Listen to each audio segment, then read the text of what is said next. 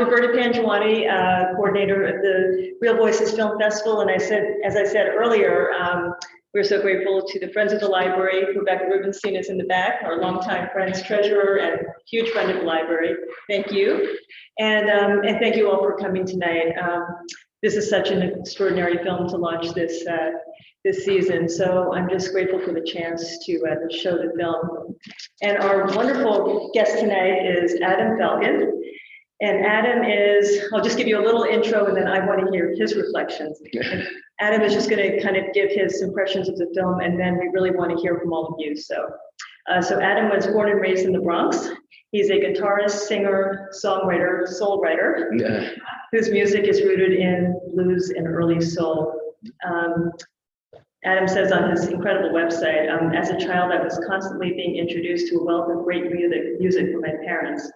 Adam's dad is from New Orleans and his mother from Harlem. So he just, ingested all of these different genres growing up. And I love that your inspirations are from the Beatles, Dylan, Joni Mitchell, Burt Bacharach. I wasn't expecting some of those artists in your inspirations. When Adam was 17, he was in a band, and then he started playing clubs, different places all over the city.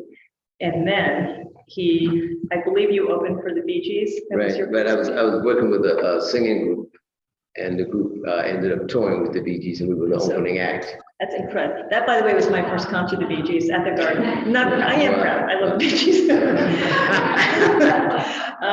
Among the many, many artists that Adam has worked with and shared a stage with are Roberta Flack, Marcus Miller, Sophie B. Hawkins, Whitney Houston, B.B. King, Eric Clapton, Jim Lauderdale, Robert Palmer, Peter Gabriel, Nona Hendrix, so many. So I just would love to hear what are your reflections after seeing this for the 5th time? And basically, as we heard from the film, this footage sat in the basement, right, for 5 decades. And at one point, I think Questlove said, I didn't want to just have a clip reel, I wanted to tell a story. So I'd love to just hear what your impressions are about this amazing story and how it connects with your history. Well, it connects with my history right off the bat, because it's anything that's musical speaks to me, especially during that time. I was 15 years old, so whatever music was going on anywhere, I wanted to know about it. And Harlem was so close to the Bronx that we were always in Harlem. When I say we, I mean a lot of my buddies and I would go down to Harlem and play certain shows. So we sort of knew what the scene was like in Harlem. But this festival really wasn't promoted as far as like mainstream promotion goes. And just every time I see this, I think about knowing how Harlem was like a community-based,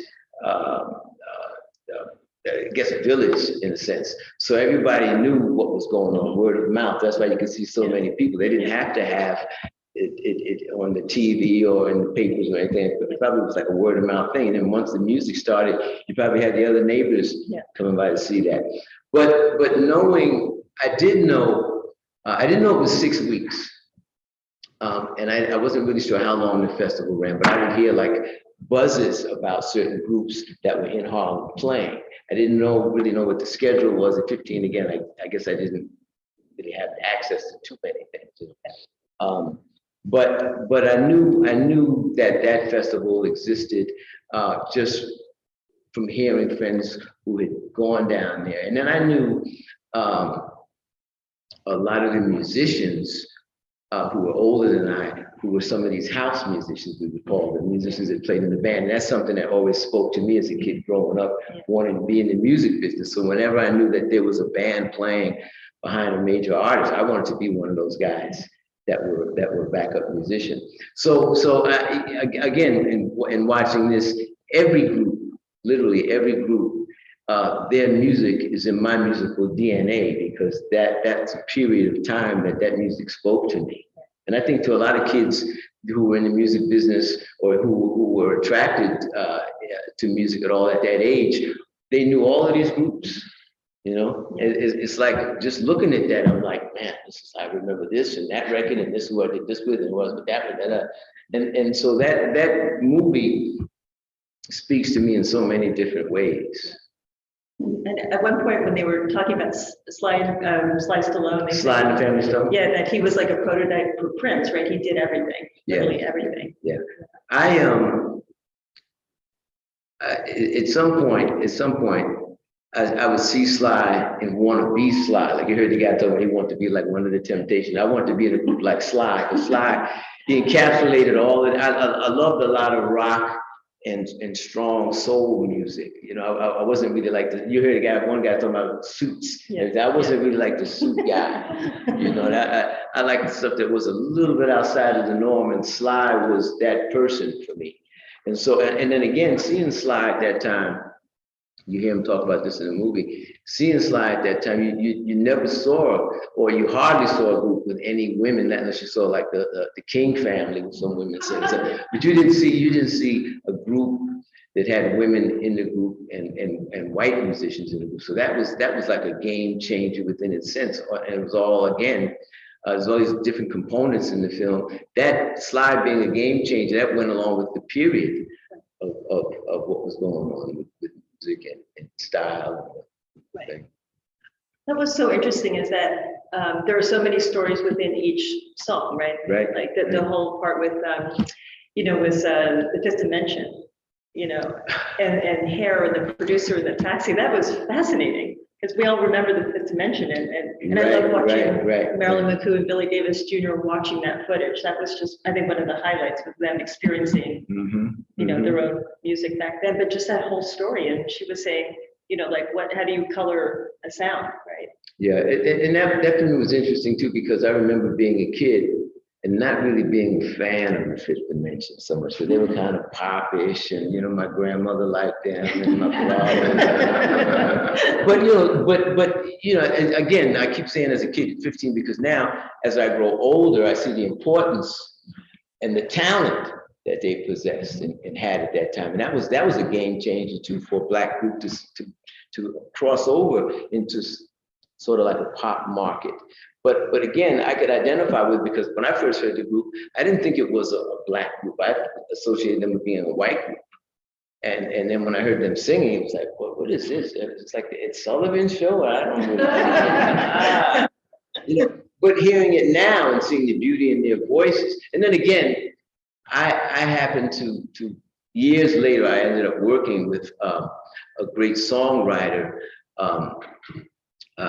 who wrote the song, My Beautiful Balloon, what was his name? Jimmy Webb. So when I see this song here, I'm thinking about some of the stories that he told me about this, you know, about the group and producing him and writing. And they wanted to do more, I think, right? They wanted to do like less pop and, you know. Yeah, they wanted, I think, and we mentioned Jimi Hendrix earlier. I think that the Fifth Dimension, they wanted to be accepted by a Black audience. You know, because like I said, music was segregated, but they were caught in the middle because they were a Black group. You couldn't get played on white radio, and then Black radio was saying that they didn't have a Black sound, so they was caught in the middle. But they did excellent. You know, they would play the Las Vegas lounges and everything. But again, they wanted to be accepted by a Black audience. Why I think this was important for them to be there and at that platform. Right. Yeah, so we were talking earlier about Jimi Hendrix, like, so he was, of course, at Woodstock, and then he wanted to be included in the festival, and they basically said no. He was tired of being this sensational act for, you know, like the rock audiences. Right, and not too long later, he ended up performing, like we were saying, at Mount Morris. But it was the same kind of thing. He wanted to be accepted by a Black audience as well. You know, he wanted the Black audience to know who he was and that music existed. Right. Before we open up for questions, I just wanted to bring up the like all the emphasis on gospel. I thought was phenomenal. And you know, one writer said, "Oh, was that just to appeal to the older audiences on a Sunday afternoon?" But then the roots of so much of the soul and R&B was in gospel too.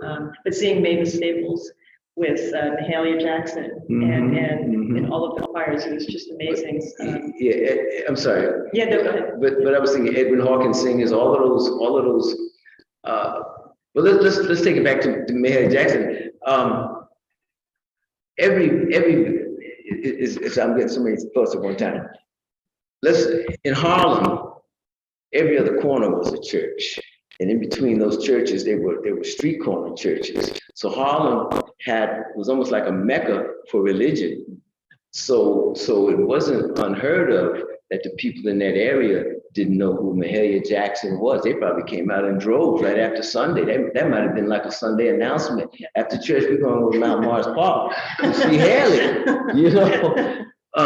So that was not really something that I was like, oh, what are they doing with gospel? So I think Tony Lawrence knew exactly who his audience was going to be and who the market was there. I think they had like a gospel day, which explained how they had the staple singers there, and Edwin Hawkins, and so that to me wasn't, like I said, it wasn't something that caught me off guard. Right. Yeah. And I don't want to put Rozz on the spot.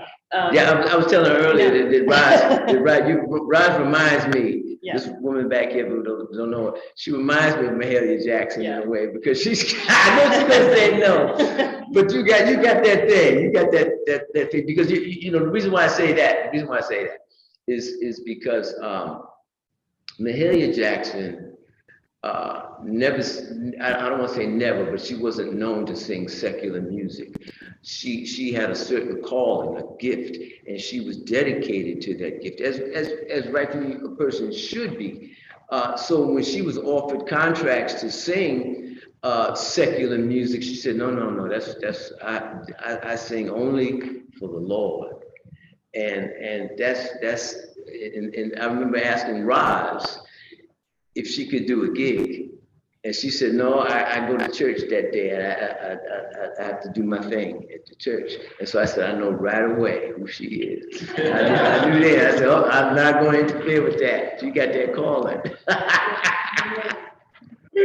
Yeah, but Rozz and I, we both talk about a lot of the same. The music business is so big and so small. I met Rozz at this church that I attend, but that's a whole nother story. We'll get into that another time. Rozz, I would love to get your any reflections you might have. Yeah. Come on up, Rozz. We can get another chair. So I'm sure. Rozz, the reason why I'm saying the music business is so big and so small is because, like I said, this music here is in my. You take this chair, Rozz. I get another one. This music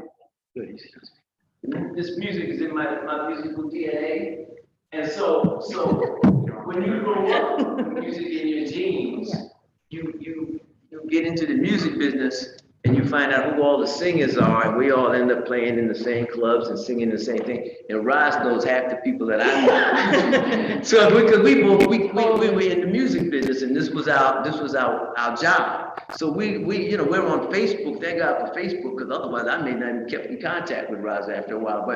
But she'll be commenting somebody's voice, somebody on Facebook. And I look at it, and I say, Rozz, you know Dennis Collins? I said, sure, I know Dennis Collins. Rozz, you know Cookie Watkins? Sure, I know Cookie. So we know a lot of the same people, because the business is so big and so small at the same time. Totally. I always say I've been in the music business for like 150 years. But singing in church is where I started singing. So those roots are in my DNA. And you can't escape that. So everything that you do comes down to that part of the music industry. It's always, gospel is influencing everything. I think the Black community, as they said, it's our therapy. That's right. As I said in the movie, it's your therapy. It gets you through the day. It's always something, some song that your mother sang is still in the back of your head. So watching this movie, I felt like, okay, let me just go back for a minute. I didn't think I had nothing to say, but here we go. That's it. You can't help it. My oldest sisters, my next oldest sister is 10 years older than me. And she and her girlfriend loved the Beatles.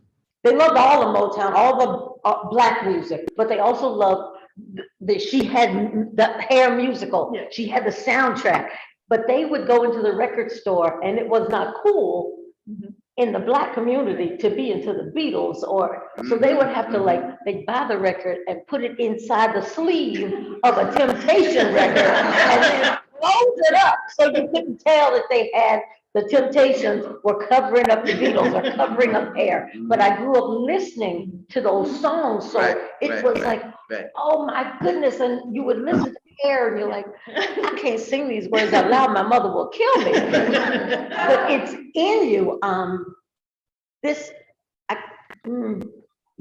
I am so filled to the brim with watching this movie. It took me back to a little Rozz. I remember they thought it was bad to have an afro. Right. And I had a giant afro. I started to bring pictures. I had a black. And our parents thought it was nuts to have to look like that or to claim your African heritage. Right. So to see this movie and to be taken back to hear Mahalia sing with Mavis Staples, I'm like, girl, I'm with you. That's, ooh. But like, actually, we had one question in the chat. If the camera, if the director had, if somebody had been interested in the footage and they didn't have just a clip fest, but a true story like this, maybe after the Woodstock documentary, was released and won the Academy Award, but if they had, produced this within a couple of years, like how do you think things would have changed? Like the story that this needed to be, Yeah, how might things have been different? I don't think it would have ended that day or at the end of the festival.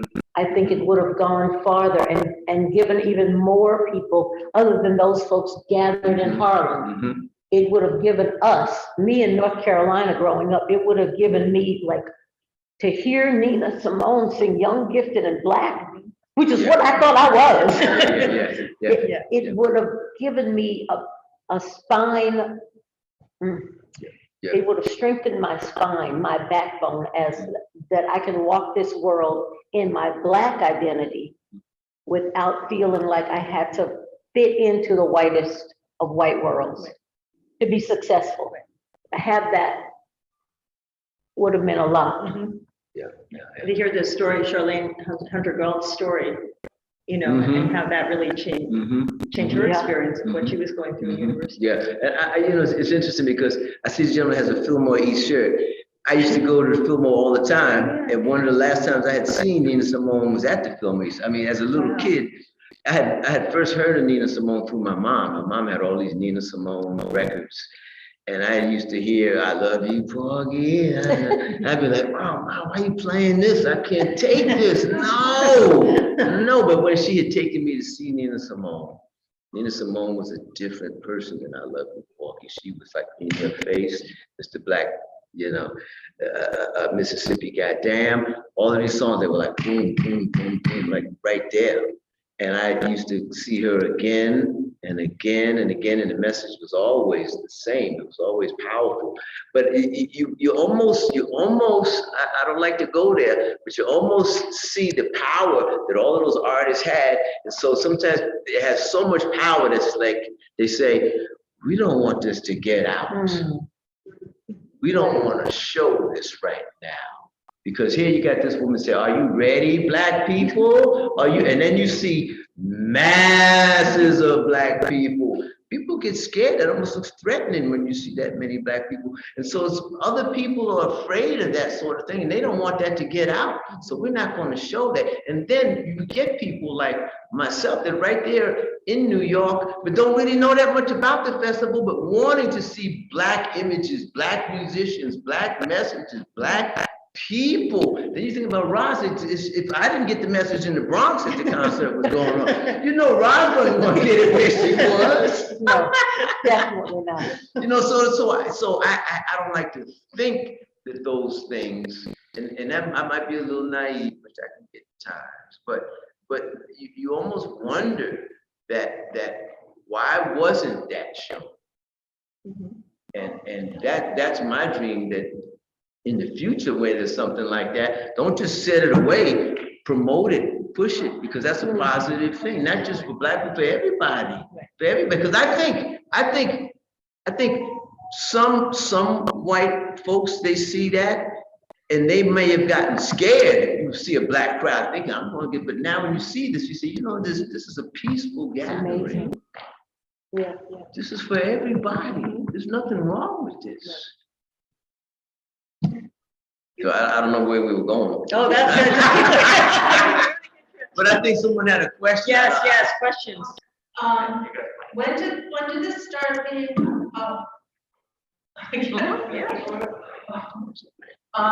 when did it start being shown and where is it shown now? Like, how much is it being shown in this movie? Did the film?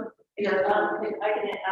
It had a theatrical release. I think it was in theaters July 1st, and it's on Hulu right now. So, so if you have Hulu, you can stream it. And then, I tried to get permission to stream it, and it's too early. So it'll be released on DVD and other platforms probably in a few months. But right now, it's just on Hulu.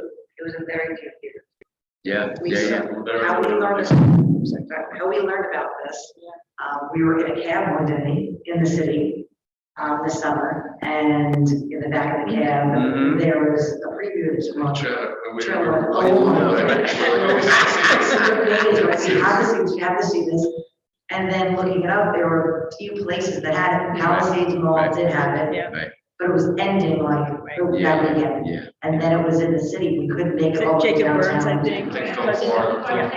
Yeah. And it was like, we saw like 2 more days that we couldn't make it there, and then that was it. So it was showing for a little bit of time. Yeah. But, and we saw it for tonight, and we were so excited. Blown away. Yeah. Beyond blown away, and it was just like, wow, like, this should have been, it should have been more publicized. Sure. And it shouldn't have just been in a few theaters. And it shouldn't have been for a limited time, like for that short time. It should be, because it was, I thought it was amazing. Oh, yeah, it was amazing. Okay. Yeah.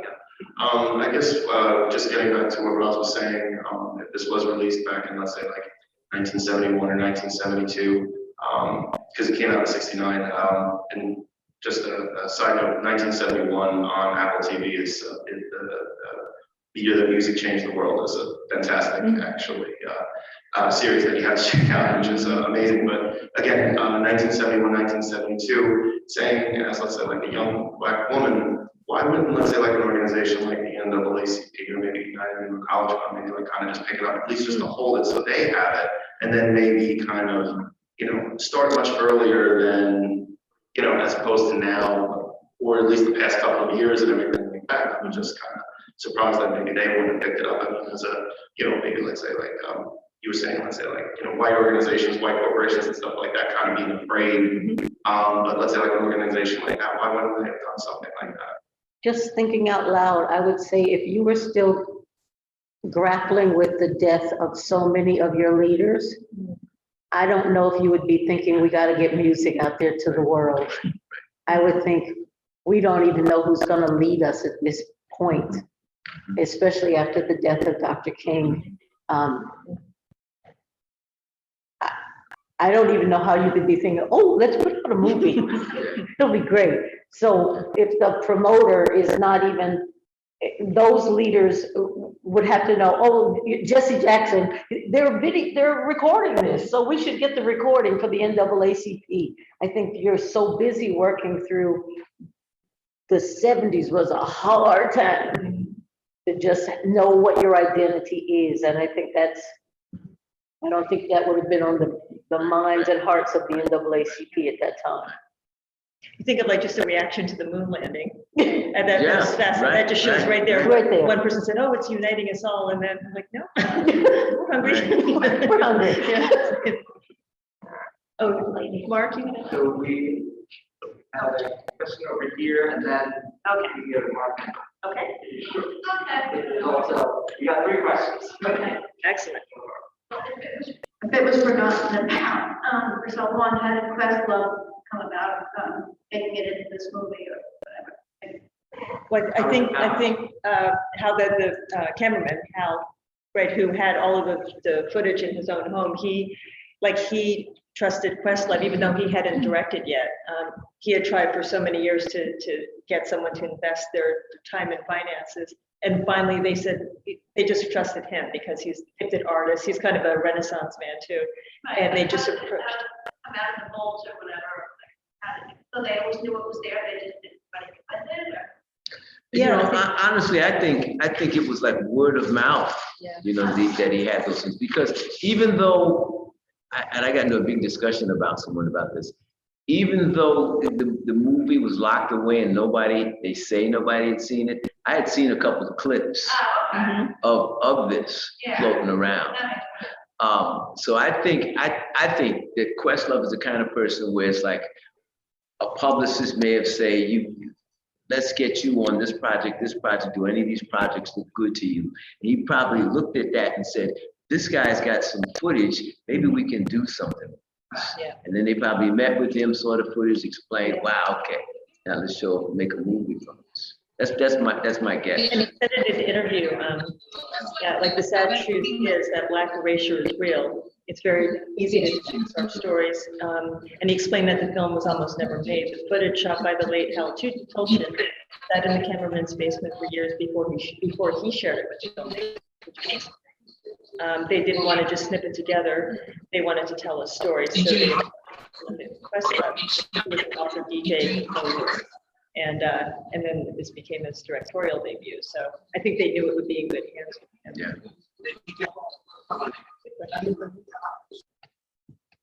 I'm wondering about the genius of Lovecraft to garner just the hell of so many different garments, whether it was about women, and music as a voice of people unheard and kept in building basements.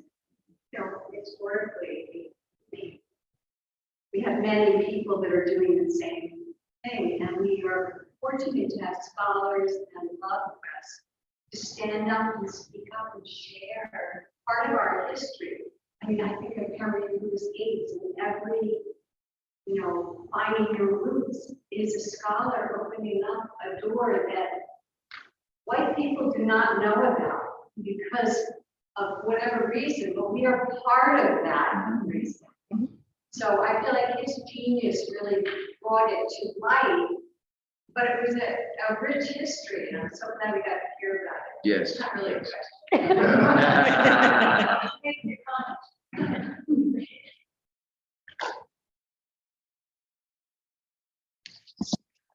Thanks, Roberta, for letting us see this. It was great.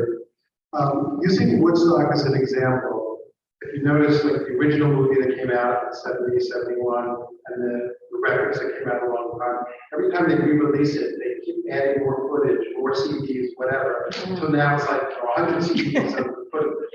So my question really is, obviously, Questlove had to figure out from 6 shows how to get it down to 2 hours. Do you know if there's any plans to release more of this footage at any point in time? Because I think, this may not necessarily be the best 2 hours, it's the 2 hours that Questlove thought was the most important to show, but I gotta imagine there's a lot of amazing stuff out there. Yeah, it's amazing you say that because it just dawned on me now what I've read. I think he said there's like 70 hours that they had to look at, 70 hours. And they narrowed it down to 2. So I would imagine somewhere there's got to be a Harlem Cultural Festival 2. Oh, two. 4 or something like that, That's a good point. So when you think of the Stevie Wonder, that one song, I forget which it was, all these close up on his hands, like flying over the keyboard. And then there was like a wide shot, and then one, like, there must have been 3 or 4 cameras on him. Yes. Yeah. Yeah. I mean, that was like, you really got us. And then at one point he was walking off the stage or off the keyboard, and someone kind of directed him back. Like, those are amazing stories. Yeah. Yeah. Well, did you go see Lily? Yes, Did yes. you go see Yeah. Well, yeah, it's interesting because, again, all this is one of the first times I saw Stevie Wonder was at the Apollo, and he was changing his music, and the audience wasn't that receptive to him at first. They wanted to hear Fingertips and all these other songs, and he was singing about songs that dealt with socialism, well, not socialism, but social issues. So let me clarify that. He went political, but then he go that far. Social issues. I think one of the things about the movie that also spoke to me, I am a music director for a church, so even what I do now, the influence of all those artists, it colors everything that we do in the service that I lead worship for. So there's a band, but we are playing a doxology with a reggae feel. So you're taking contemporary sounds of the music of today, what your kid might be listening to on their Bose headset. I want to take those songs with these songs that they have probably never heard and add that into the music that we're doing at church. So kids, we're doing a Michael Jackson song to a song like Leaning on the Everlasting Arms, an old hymn. So the kids are hearing, if they heard the song in the grocery store, they'd be like, they ain't singing Leaning on the Everlasting. What is this song? Who is Michael Jackson? It's just like seeing what these artists did. They took the soundtrack of our lives and they use that in, like pop staples, like you're playing the blues, it's like, I'm playing guitar. You take what you know, and that music of, it doesn't throw Black people to be at church and hear something that has an R&B groove. It feels like home. And if you hear Bruno Mars taking a gospel kind of feeling, Temptation sounding song and making it modern music today, it's the same thing. It's a give and take in our community that we accept those things as being part of what we do and the soundtrack of our lives, I think. Just in that, the Pentecostal section when they were talking about, that was very interesting, right? You know, just how it was so constricting and there wasn't And it freedom still of is. expression. It still is kind of in the Pentecostal church, that sort of, we don't dance, we don't drink, and that music, taking a gospel song probably, and now, even in the Pentecostal church, maybe putting it to an R&B groove might feel offensive. But I think those barriers are also starting to come down as younger people are saying, this is our music, and music doesn't have a genre that it has to stick to in the church. I think it's all, it's for God's glory, so, yeah. And I mean, you're playing gigs all the time. Right. And what is your experience now, like when you look at your audiences and the kind of genres and, you know, that you can combine? Wow, that's interesting you ask that, because the older I get, I keep thinking I'm just going to have like an old folk audience, you know, which is great, because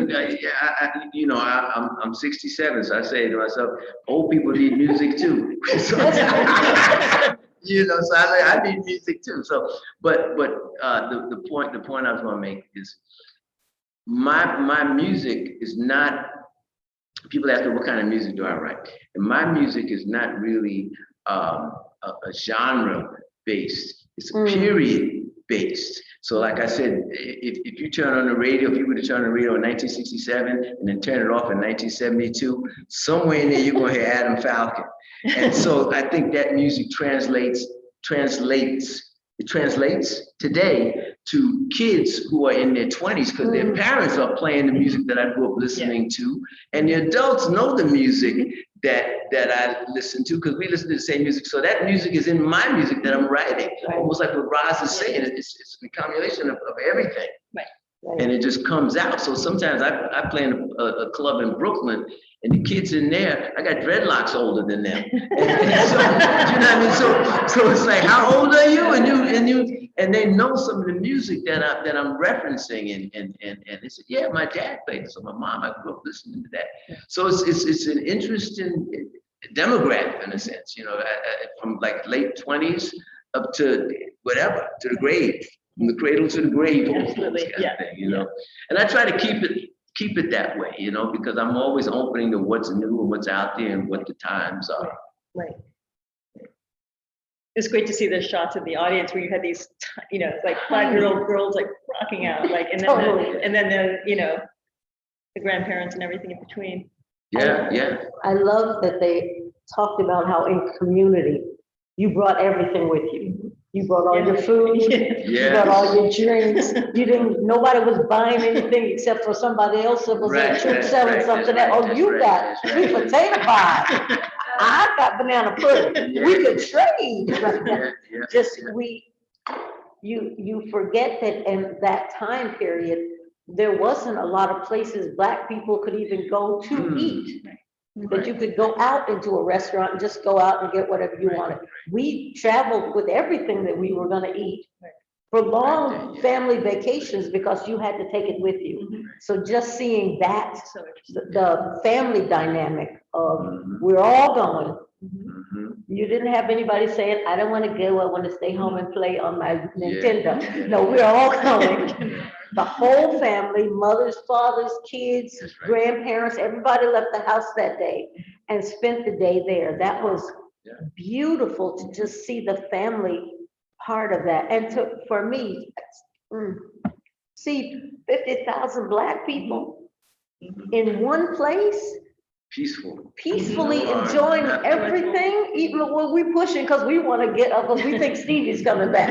Just like, I get why they're pushing. They're trying to get up to the stage. So can't believe what they're seeing. What? you can't believe what you're seeing. And the family Sly and the family Stone. Okay. I had never seen a woman play trumpet in my lifetime. Right. To see Rose Stone, the sister, and that it was a family. Right. His brother that's singing looks just like him. I'm like, it sounds almost like oh, him. it's Sly is not at the mic, but that guy singing. Right, just like him. Wait, that is Sly singing. Wait, how's he not at the mic? It was amazing to see that group. And that for me, watching even today, makes me feel so much of embracing my Blackness and the quirkiness that I might want to wear an African head wrap with a gown, with crazy, naturally curly hair and not feel anything like I have to hide myself. That movie gave me a lot of like spirit to stand up and be proud of who I am in my Blackness. I'll say that again. Clothing earlier too, that, you know, like the Black artists were so used to having to dress up in these suits and everything, so uniform. This was one of the, I mean, we saw some of that, but, oh, sorry. But this is, this is one of the first times that, that people like Sly could get up and dress how he wanted. And, you know, it wasn't like you had to follow a certain script or, you know, dress code. Totally. Yeah. He had a chain around his throat. I'm like, you can't get more like imagery than that. And I'm putting this whole idea of our chained past to rest. I embrace it. That was incredible to me. I think his chain is gold. His chain was gold. That's right.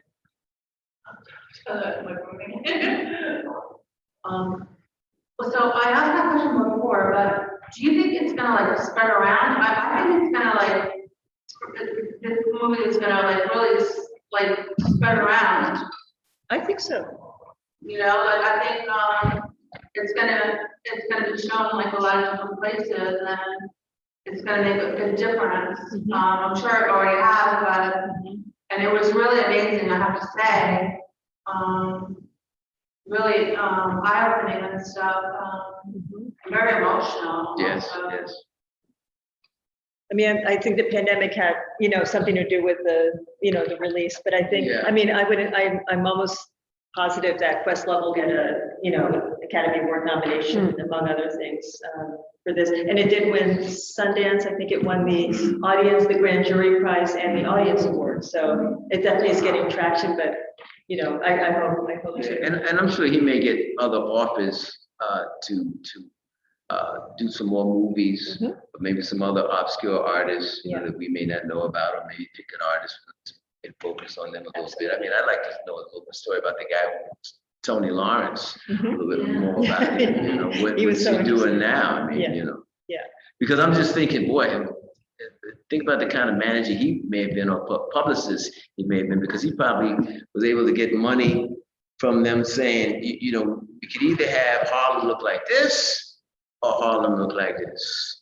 So how much money are you gonna give me so we can get it to look like this? yeah.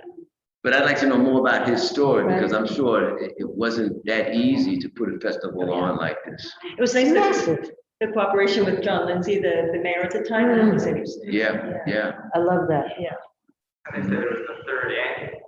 I'm The third curious annual, what the right. first and the second one was like. Right? Right, and I wonder, I wonder if that was just 3 in total. I don't know. I don't know. I would like for Questlove to be our Ken Burns. Like, Right. like take this history Mhm. of Black history, of music history, of Harlem.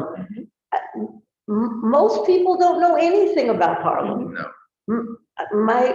My dear one over there, I think would feel like we thought about like, we will get married in Harlem. I was looking for venues and I'm like, yeah, I can't bring your whole white family to Harlem. Where they gonna park? But then they gotta walk. They gonna come up from the south and be scared. I can't do that to them. But Harlem it's changed so much, even when they were talking about the gentrification of the neighborhood, Yeah. to see that that's happened in many places where Harlem has changed. But the other thing, like they said, a rose coming from the cement, that is still, Harlem is still that community where people say hello to you. Mhm. Where somebody will see a child running down the street and they will stop them because it's still family, whether that's your child or not. It's like, baby, where you going? Where you going? It's that community that makes Harlem so beautiful. So maybe Questlove could do a lot for our community. Yeah. You know, it's funny because seeing a lot of these pictures of old Harlem, I remember, like I said, my mom grew up in Harlem, so I used to go in the neighborhood, in the old neighborhood, and see Harlem. And at that time, you know, this was like in the early 60s, late 60s, mid 60s. You know, I go home and it was like a lot of rundown buildings, barbarous places. And so to see this, knowing that you could have something that positive in an area like that shows just the magnitude of what this is about. And then again, knowing, and I'm so glad that they focused on East Harlem, because I had a lot of friends from the South Bronx who were Puerto Rican, and they brought me down to East Harlem to show me another side of Harlem, which was almost like a whole nother culture. So it was almost like you could be in Puerto Rico, and then you go over here, you'd be maybe like a part of Jamaica, you go over here, you'd be part of Africa. And all that was like a melting pot right there in Harlem. And then the musician scene was like a give and take of different cultures. But it was just great to see all of that, because Harlem is really not, to me, it's almost like if I see Harlem now, I'm thinking I'm in Soho or something like that. You know, I never really saw Starbucks in Harlem growing up. You know? Right, yeah. And that's a little, you know, it's like head scratching to see this sort of thing, you know. But Harlem is this melting pot of all the different cultures, and I'm glad they emphasize that in the film. Absolutely. Yeah. We have any, Debbie? The comment.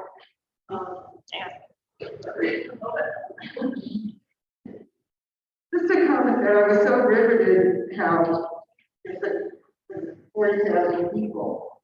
Just, you know, you mentioned that family thing, but everyone's so focused on music. Like, I was thinking of the Woodstock movie, you know, show on drugs or sliding mud or talking, doing different things. But in this movie, it's like everyone was one eye, just watching and involved and together.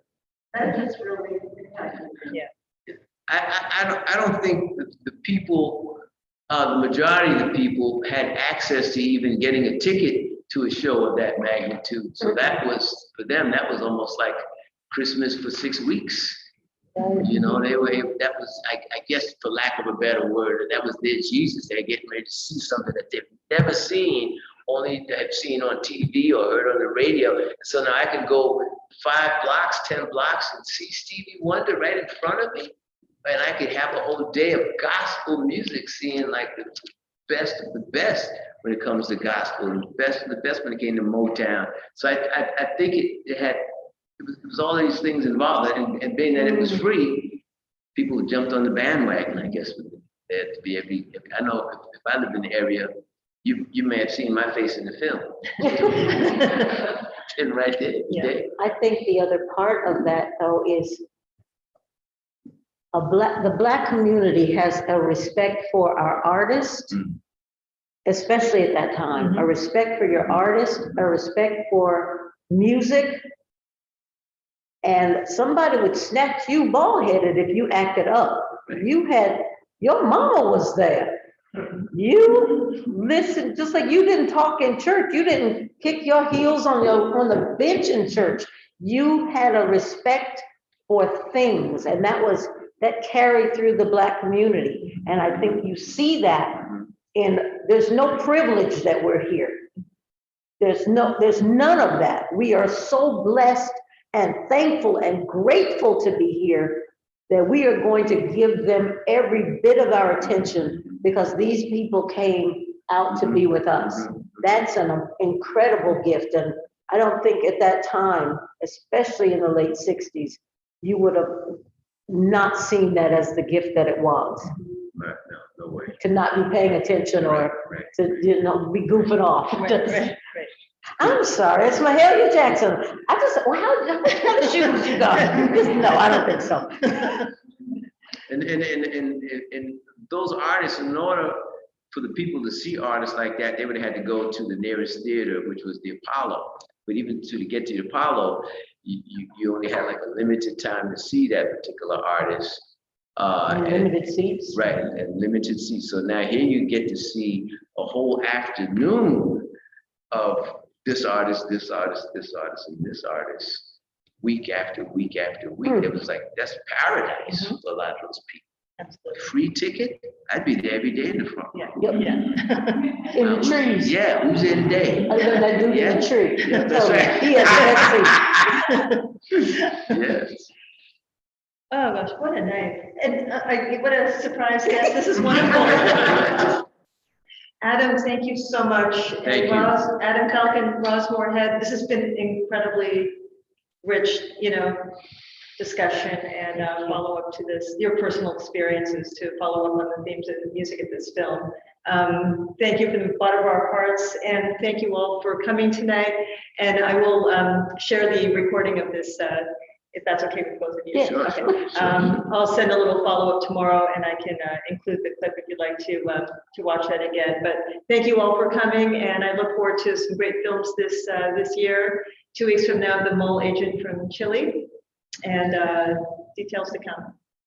Okay, thanks very much.